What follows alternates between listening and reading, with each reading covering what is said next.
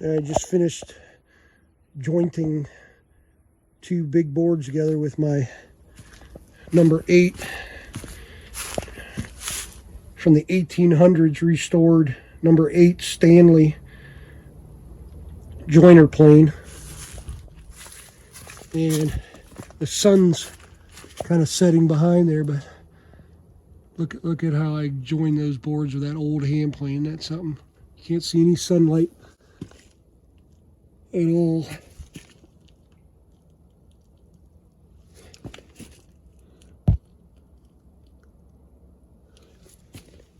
On the entire length. Look at that.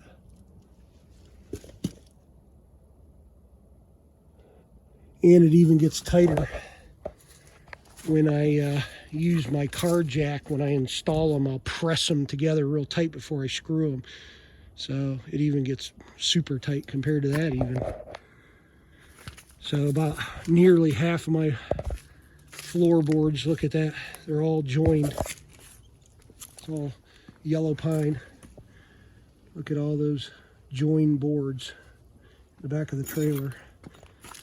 And I got like 6 more to go.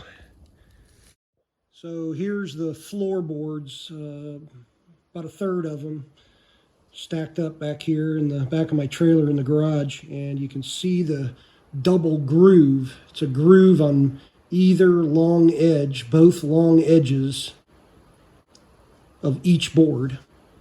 And then I have a 1.5 inch wide,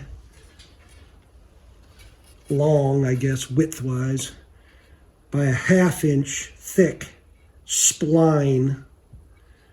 So as you lay each board, a spline goes in, creating a tongue. After the bore is screwed down, the bore is screwed down at a 45 degree with screws in the back corner of the dado, is what that is, dado groove, screwed down to the joist below it. Countersunk, it's a trumpet head that gets countersunk, and then after all the screws are in, holding this board down, then a spline, and then the next board with the groove fits over that. And the spline is what holds the next board edge to the joist. And then the far edge is screwed with a spline, the next board is put in, and so forth. So that's kind of the old-fashioned tongue and groove method, to where all you got to do is cut grooves and it retains the width.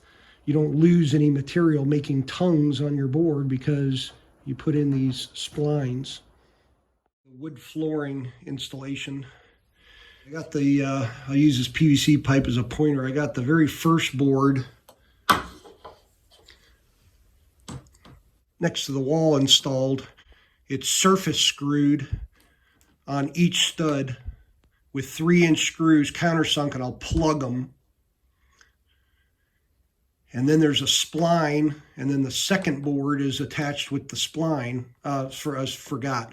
Before the spline went in, then there were 45 degree angle screws that were put in the groove to the floor joist, then the spline, then the next board slid onto the spline. And then here's my jack apparatus. This is an old boat jack screwed to a board, and then the board is screwed with 3-inch screws to the floor joist. And then I got a remnant 4x4 just to protect the edge of the leading edge of the board with a spacer board. I got the fabric here, this sheet, old sheet, just to protect the other boards that I dry fitted to make sure I didn't have to shim or anything. So it's spanning across those. And then I just turn the jack. You can see it's at an angle to make sure that's pressing down and into the board. And it presses that board with probably 350 pounds of pressure, I'm estimating. Maybe even a little more, to get a real tight fit. So I'll show you when it's pressed how tight this fit is. That I join the boards with my hand plane, but Look how tight. All the way down.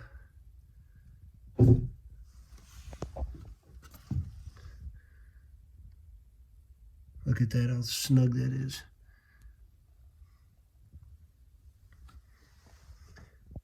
All the way down the other end. So that's the process. So each time I'll just screw down this jack, and then that presses it real tight before I screw it. I've got 1, 2, 3, 4 boards down. There's not a lot to admire because I got a lot of stuff on top of it, but they are tight as can be. Super tight seams. My jack system, you can see, is in place, and I'm going to leave it just slightly. It's, you know, probably got 100 pounds of pressure on it overnight, so that the screws that are holding the last board aren't being stressed. Because if you think about it, each board that goes down is helping to support the next one. So if there's any period of time where I'm not going to work, I'm going to keep it, the leading edge, under pressure so that the boards don't relax the tightness in the board. So you can see I got that jack screwed to a board, and then the board is screwed to the floor joists. You just turn the handle and got a 2x4 at a downward angle so that it doesn't pop the board up. It's pushing both down and back. So really good. Try to get in close. You can see how tight the seams are. Right at the end of that ink line. Look at that, how tight that is. So that jack method, it really tightens up the boards. 7 boards total installed, and boy, this 7th one, 6 and 7 was a big one. I got the toilet flange installed. I got this bucket of water on the edge of the last board because I still have my press with about 100 pounds or so for overnight, but until I can continue with more flooring. So I like to keep it pressed so that the boards don't relax under the strain of all the pressing. And this board was just a tiny bit twisted, so I kind of had to wrestle with getting that corner down. I got 2 screws instead of 1 in that corner groove. So you can see the groove that I have not yet put a spline in there, but there's 2 screws at a 45 down in there to hold that corner down. And so I got this bucket of water just to give a little bit of weight on it, but a lot of measuring and playing it out, and had to use my jigsaw to cut the opening for the toilet flange, and then I got it PVC glued and screwed with stainless steel screws so that I don't ever have to worry about them rusting out. And there's the cold water line for the toilet. I haven't put the stop valve on yet, but there it is, stopped up. All came together perfect.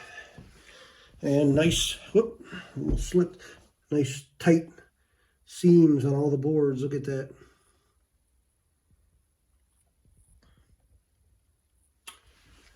And there's the sink, that drain and hot and cold water line for the sink, stopped up. So there you have it, 7 boards, and I got like 5 more to go and I'm done. Right over here where this bag is where the plumbing for the tub is. So that's gonna be kind of like probably even more so than the toilet area. Is going to be a lot of cutting and planning, measuring. Looks good though. I'm about to slide in another board. I think this is board number 9, or 8 it might be. And And you can see the spline laying right there. That's a sample of what one of the splines looks like. It's like 1/2 inch thick by 3/4 inch wide, something like that. Pretty stout. Stout enough, you know, you can't really bend that over your knee, that segment right there. And so they're about, they vary in length, but some are like 2 foot, 1 foot long, something like that. It makes them easy to install. So you can see I already slid them into the dado groove on the board that's already screwed down. So then you slide these onto the end of the board, into the groove. Then the next board, the groove on the other side, you can see it there, then slides on to that tongue, which is a spline technically, because it's not part of the board. But the splines fit in real snug, and by the time they marry together, it keeps this edge of the board going on from lifting, because this board is screwed down and the spline can't move. So it essentially holds down the next board, just like a modern day tongue and groove. So here's like a small piece I'll just pull out and show you, just a little filler. So you can see there's a spline, and I just used a scrap because I was running a little short, and then it just snugly slides in there. So the next board's ready to go on. 2 more boards to go.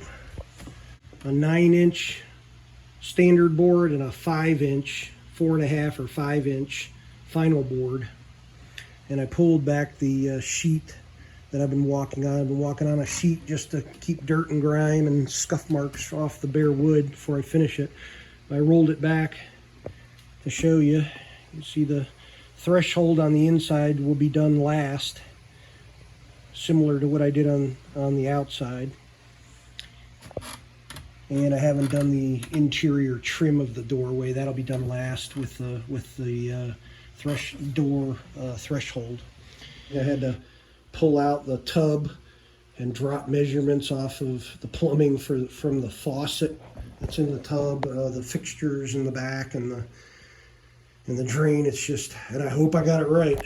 So when I cut my holes, I'm going to make them a little sloppy, a little large, because they'll have flanges hiding the holes. That way, if I'm off a little bit, I can kind of move the pipe left, right, forward, back. Well, a lot of that pipe in there is somewhat loose, so I can shift it around a little bit if I have to. So chances are I'll have to do a little bit of that. 1 board. So the floor is just about done, or the rough install, I guess. And turned out pretty good so far. I just took all the sheets off and vacuumed it. I was getting a little bit of sawdust and stuff, so I cleaned it out and vacuumed it real quick. There it is. Tubs over there in the corner, toilet flange, water line for the toilet. And you can see the very last board, the second to last board, has an open rabbet. See that? And it's screwed to the floor joists with big 3-inch overkill construction screws. And I got an electrical box over here for outlet.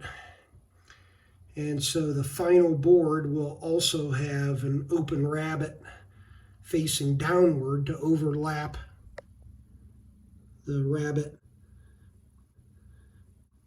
that is on the leading edge, so it'll hide that, and then it'll get screwed to the joist near the edge of the log wall, just like I did on the other side, with these screws that I will plug. I got them countersunk, and then I'll plug them And then you'll not even hardly notice them when the floor finish is on.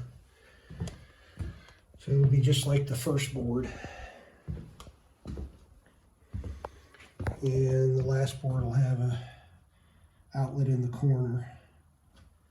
I didn't put it in the very corner over here, just I had some wire length issues that I just struggled with, so I just put it in the second to last board over here. It's behind the tub, you'll never see it anyways.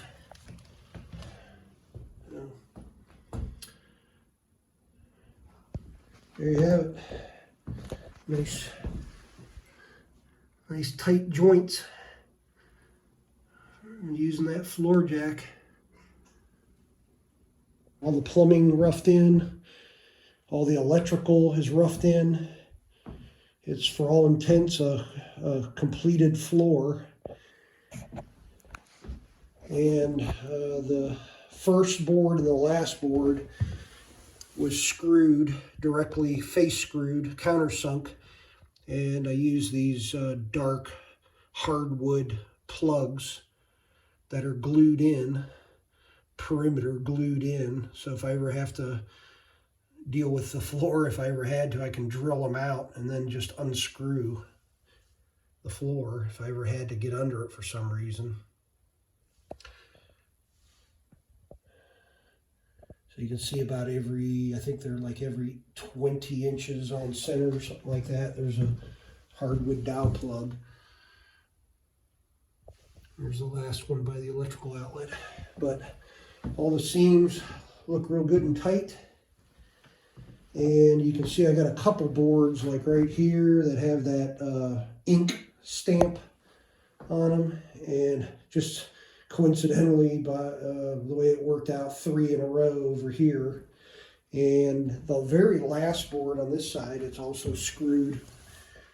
That's about 5.5 inches wide, like the other side. Also had one right here, and I scraped it with my card scraper, my metal card scraper, and it took about 2 minutes of scraping, and it removed it, so it really was no big deal.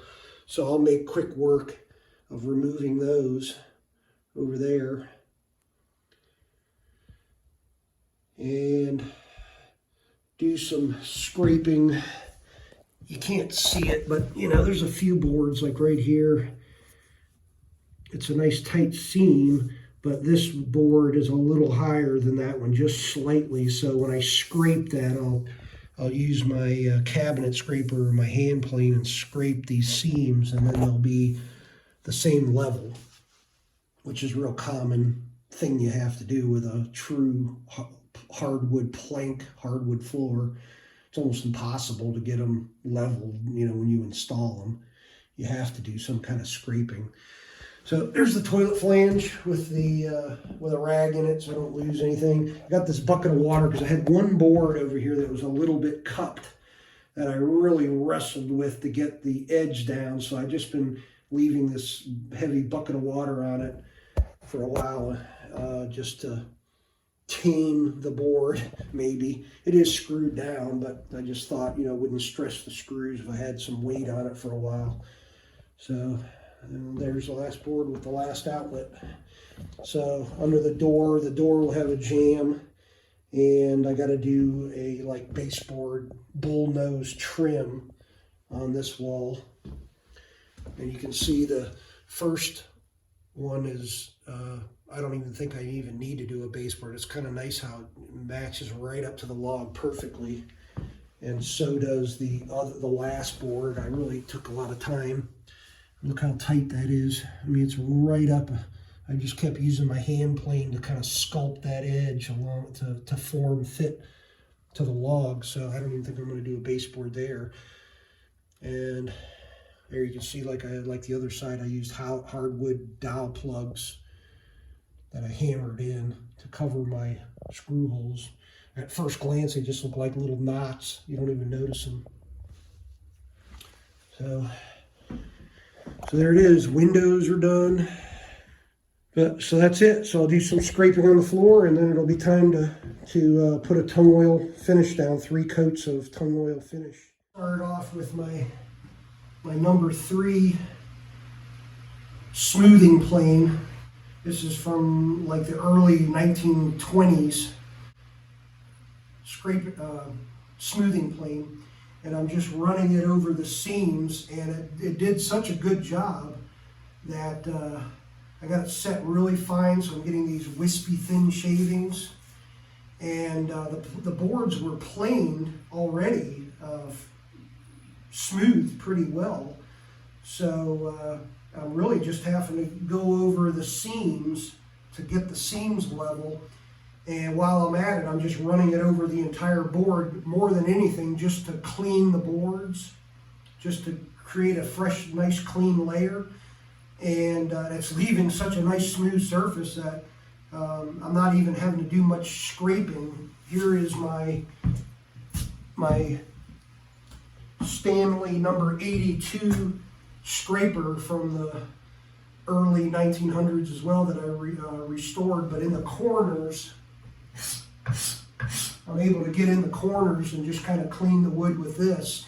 But the long runs are going really well with just the smoothing plane.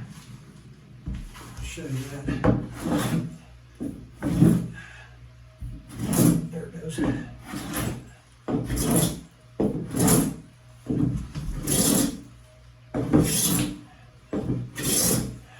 And you see I'm just getting these really fine shavings, and it's bringing those edges real close together. There it goes.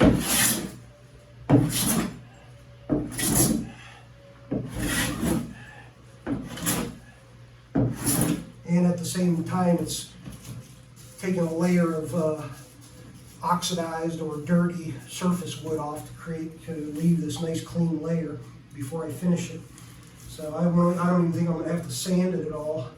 I might just touch little tiny tear out marks if there's any with sandpaper, but and the scraper kind of gets that too, where there's little tear out marks. I can just barely run the scraper over it there, and it kind of, see that, how wispy fine.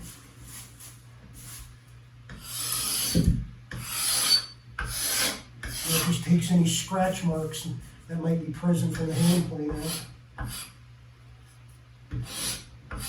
There. So that's working pretty good. So I'll probably just go over it and touch up with that. But it's a slow process, but I mean, I really about got a third of the floor done already. Not doing more than an hour's worth of work, I'd say. And over in this corner over here, remember there were those ink stains from and they're gone. I mean, I took those right off with the hand plane. So it's come along really good. Totally ready for the top coat finish. 3 coats, I think, 3 or 4. We'll see how it goes. But it's totally done.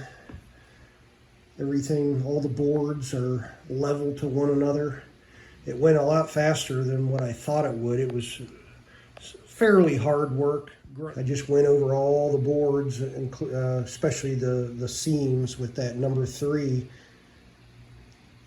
just to level everything, and also for the purpose of taking off a slight layer of wood to get the oxidation layer and any dirt that might have been in the wood off. Sometimes I had little track marks from my blade where I didn't have my blade adjusted perfectly. So I used my number 82 Stanley scraper to just ease those plane marks off. And then the last thing I did, which I was considering not doing, but I'm kind of glad I did, I took 150 grit sandpaper on a wood block, and just by hand, just ran it over all the boards with medium to soft pressure, just to take any minor blemishes off. And there were a few places where I had some reverse grain or troublesome grain direction, where there might have been a, you know, I don't want to say tear out, but it just was a little bit rough. So I kind of used my fingers with sandpaper on some little troublesome spots. Look how tight these seams are. They're just perfectly level to one another now, so you won't, look there where these two knots are. I mean, you can't even feel the boards. I just got it perfect where I ran my hand plane over it. Pretty good and smooth. So, and I might, thinking I might use some tongue oil on some of the knots have some little hollow spots, and I've seen on videos where they use like black epoxy, but I'm just not going to go through all that effort.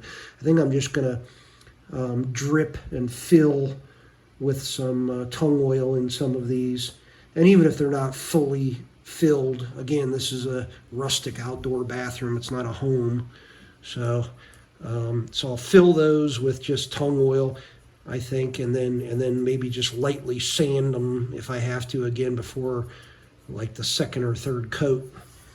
So there might be I might do a little bit of that before I put my first coat down. Just kind of drip into some tongue oil into some of these little knotty spots. It feels good.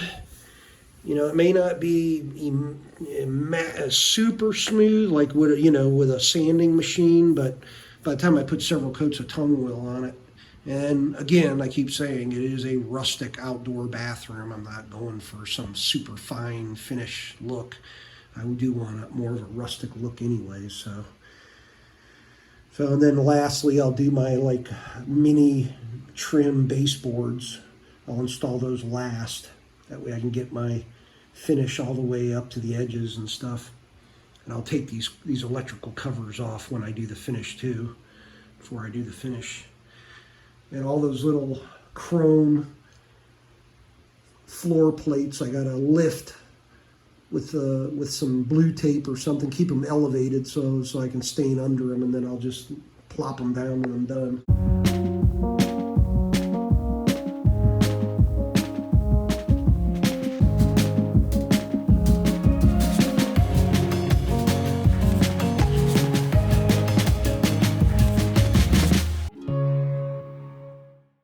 Flooring is completely done.